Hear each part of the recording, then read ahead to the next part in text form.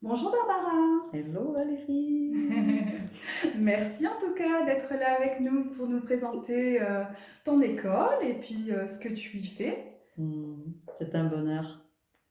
Alors Barbara, pour ceux qui ne te connaissent pas, est-ce que tu peux te présenter Hmm. en quelques mots et ensuite nous dire davantage sur ton école Efirne?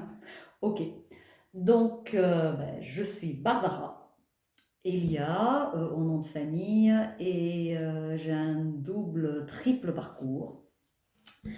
J'ai fait de la philo parce que j'aimais ça. J'ai fait de la danse parce que j'aimais vraiment ça. Et j'ai poursuivi les chemins de l'âme.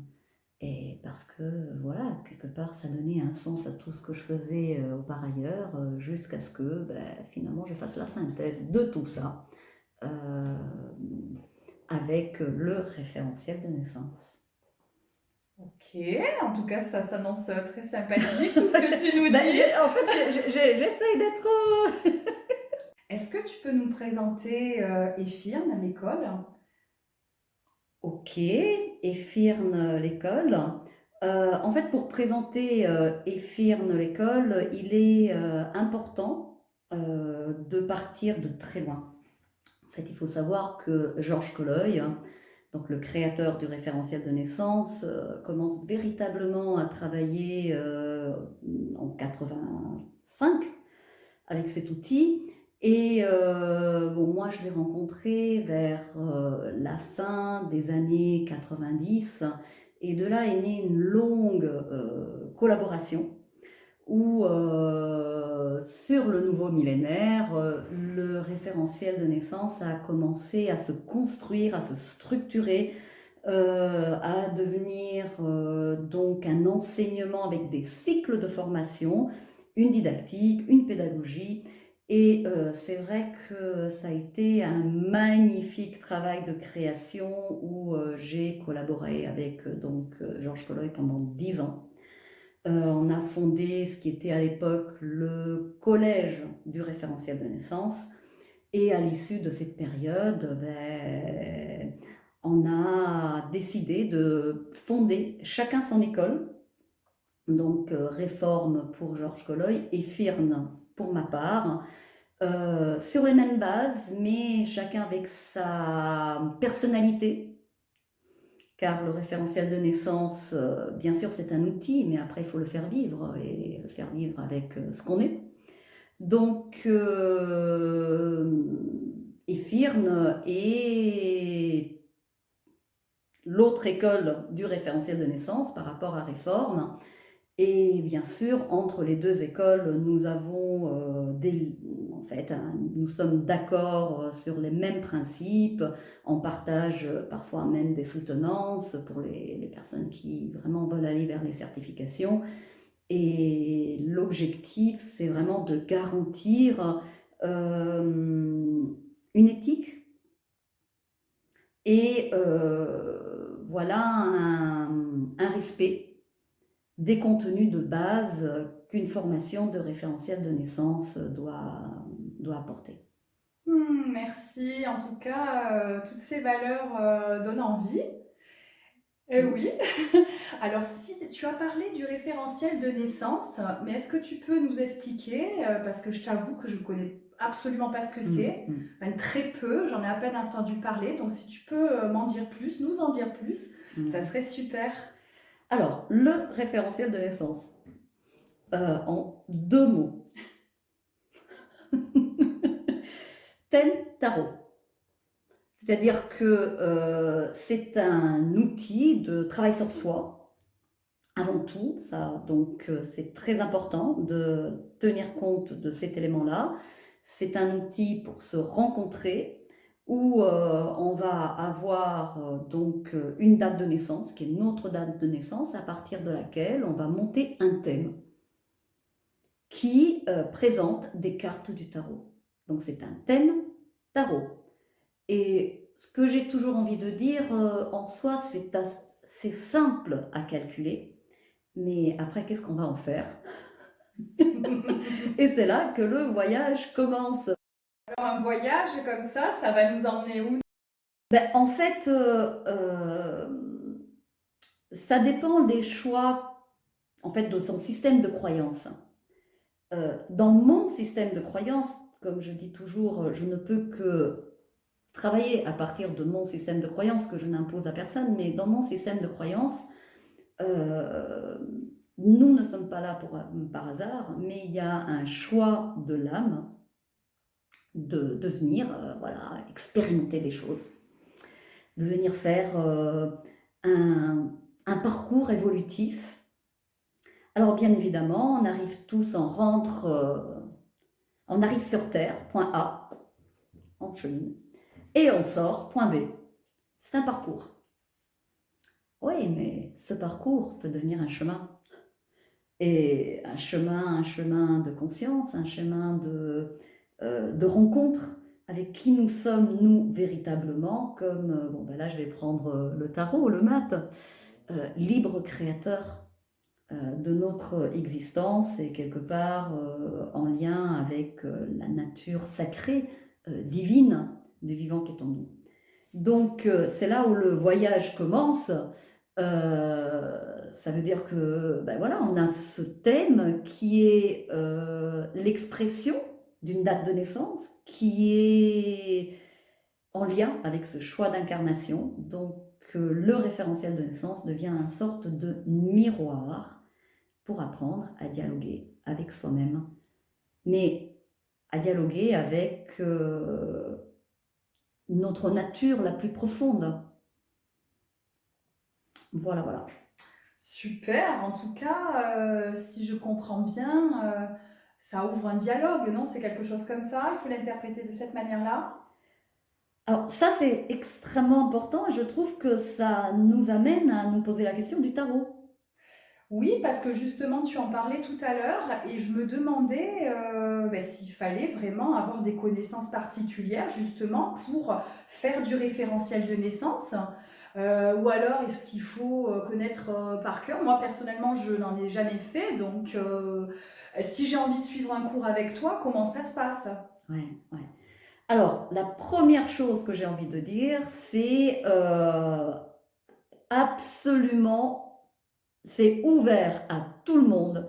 Et même ceux qui n'ont aucune connaissance du tarot sont au contraire parfois presque profitent de cette absence de connaissance, car en fait, le tarot c'est immense. Il y a des bibliothèques entières qui vont vous expliquer qu'est-ce que c'est le tarot. Et en fait, moi, ce que j'aime, c'est de vraiment considérer le tarot comme une méta-représentation de ce chemin, justement, avec un personnage qui part, le petit battleur, et travers un chemin qui est quand même structuré au travers de repères, étapes, personnages, archétypes, ben, devient libre créateur, comme nous étions en train de dire. Et dans ce chemin, en fait, il est fait de ces archétypes que moi j'aime bien penser que le tarot, il n'est pas à l'extérieur de nous, le tarot, il est en nous. Donc en fait, lorsque je suis face à la carte elle-même, ce qui est important, c'est comment cette carte va me renvoyer à, à cet archétype en moi. Et lorsque j'arrive à refaire le lien avec les archétypes en moi, il est plus facile de refaire le lien avec l'âme qui chemine au travers de ces archétypes même. C'est quelque chose de plus universel alors si je comprends bien. Absolument. Donc, dans ce sens, en fait, ce qui est intéressant, c'est qu'est-ce qui se passe avec ces archétypes qui ont, bien sûr, ils ont une dimension universelle, mais après qui se produisent dans la multiplicité des possibilités du vivant. Mais moi, j'arrête pas d'apprendre le tarot en voyant, en regardant comment celui-ci s'incarne. C'est-à-dire que ce qui est important pour moi dans le travail avec le tarot, c'est pas de faire un cours sur le tarot, mais avec, et d'arriver à trouver la manière de rétablir cette alliance, ce lien, cette connexion, ce dialogue, Et dans notre devise, c'est vrai qu'on a choisi à un moment donné de dire, et si dialoguer avec soi devenait plus facile, c'est parce que il y a quelque chose de ludique, il y a quelque chose d'immédiat, il y a quelque chose de simple. Ça peut se faire par des moyens différents. C'est bien évidemment la parole qui est toujours importante pour conscientiser, baliser, mais parfois ça peut être une sensation, ça peut être un travail par le corps, ça peut être du travail par le dessin.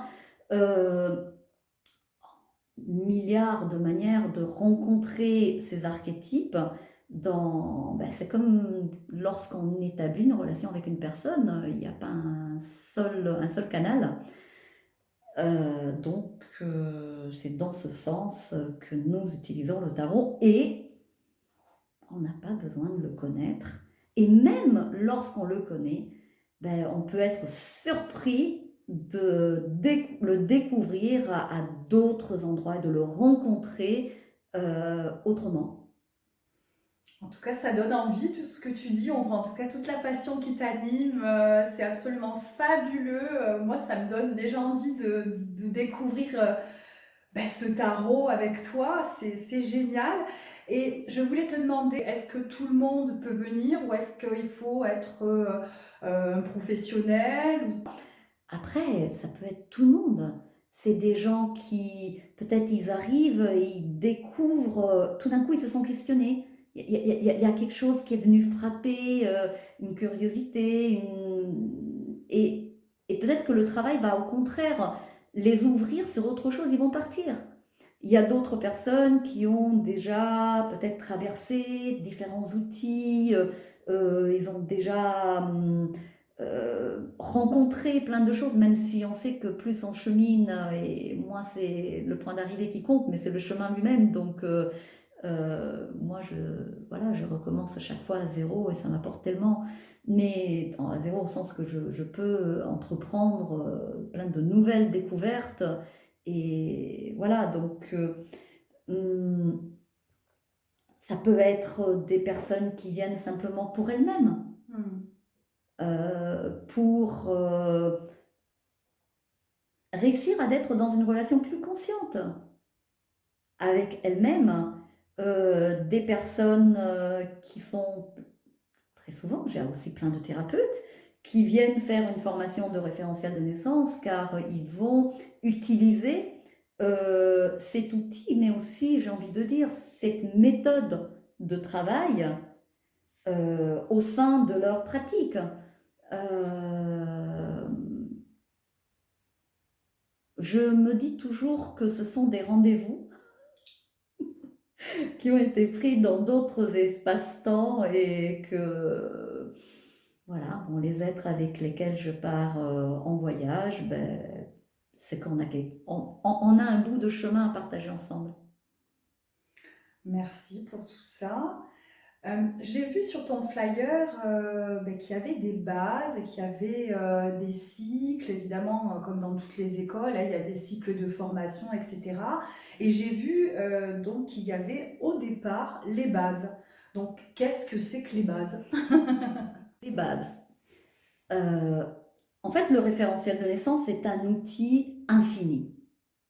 C'est-à-dire qu'on peut construire, créer, inventer, découvrir énormément de parcours avec ce même outil.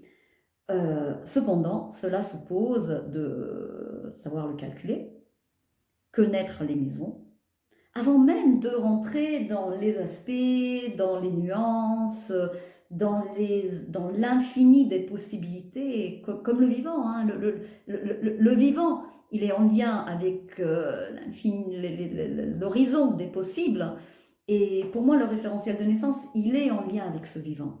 Cependant, c'est vrai qu'il est difficile de rentrer dans des nuances, dans des modes d'utilisation, dans des thèmes de travail, dans des approfondissements, si on n'a pas la capacité de le calculer, si on ne connaît pas euh, ce qu'on appelle les maisons, un peu en honneur à l'astrologie, hein, il y a des domaines de vie où nous avons des cartes, et ces cartes ne sont pas le fruit d'un tirage, mais d'un calcul, donc elles ne changeront guère, elles resteront là. C'est notre regard qui change, c'est nous qui changeons face à ce miroir.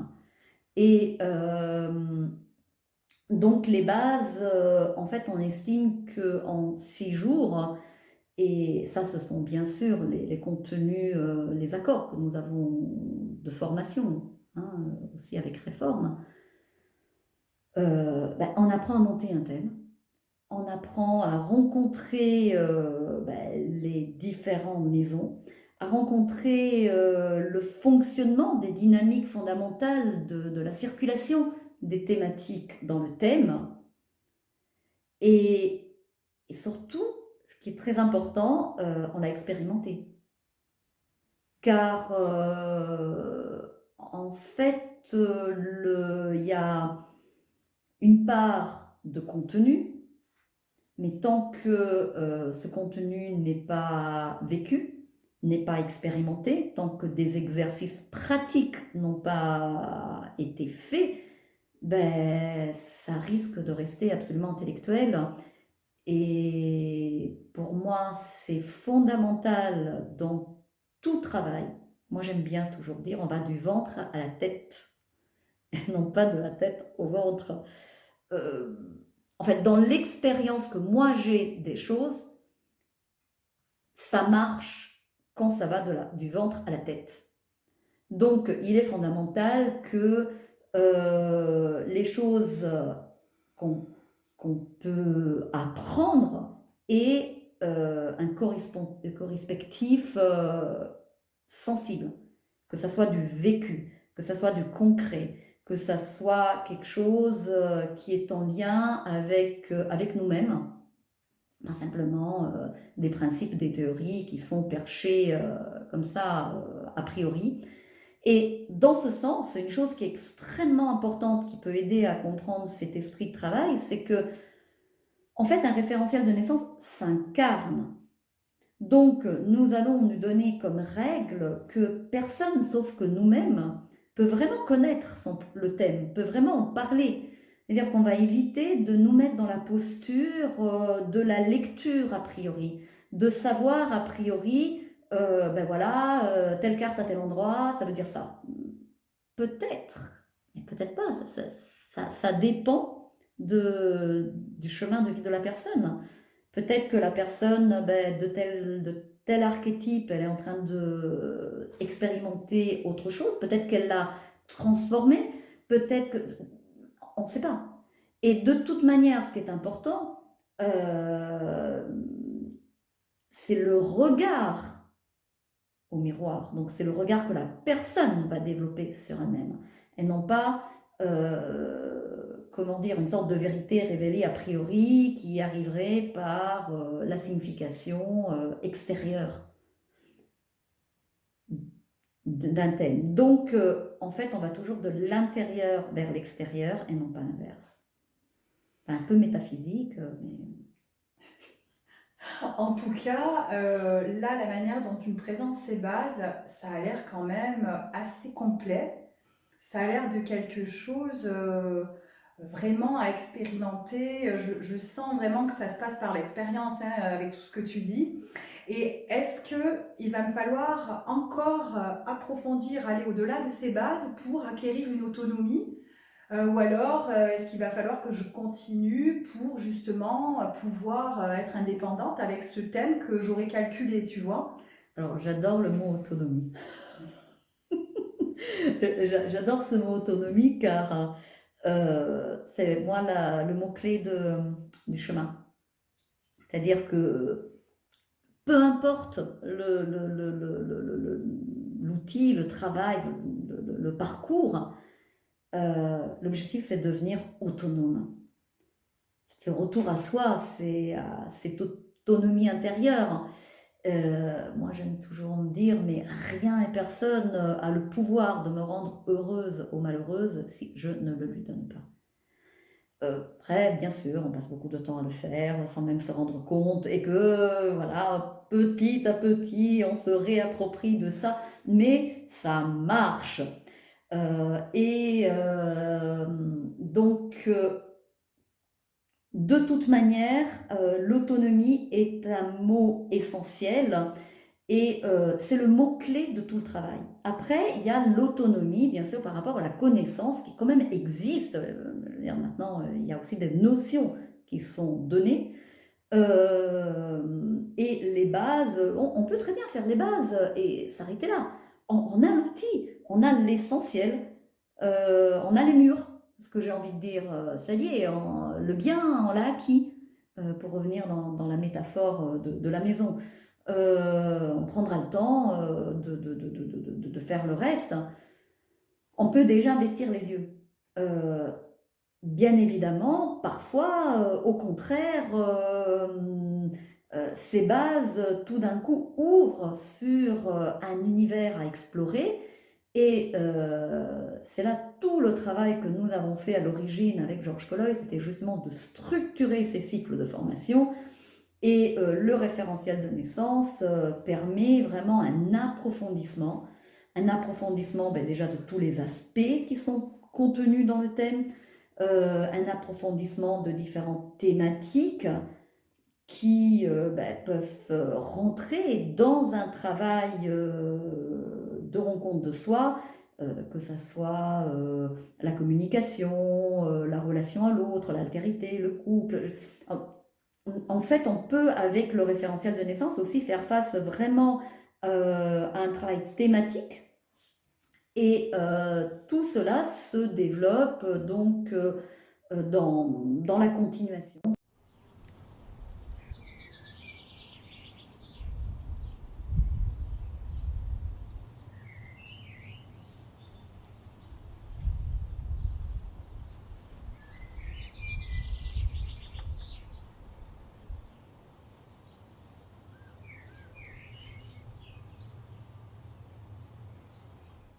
Barbara, tu nous amènes dans un endroit absolument fabuleux.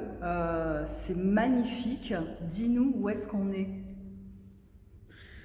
Ben, on est au château. On est au château. On est à Châteauneuf de Gadagne, au château de la Chapelle. Et c'est l'endroit où on fait les stages. Donc c'est un endroit absolument magnifique, avec des arbres exceptionnels. On y travaille depuis 2011 et au-delà de la qualité énergétique du lieu, on peut dormir, pour ceux qui en ont besoin, et manger, bien sûr sur place, si on le souhaite. Donc ça c'est le château. Superbe. Mais écoute, en tout cas, on a un accueil fabuleux ici. Je te remercie pour cet entretien, pour la découverte de ton école. En tout cas, ça donne envie. Et on donnera toutes les informations utiles à la fin de cet enregistrement pour les personnes qui sont intéressées pour te contacter. Merci à toi. Merci. Merci Valérie.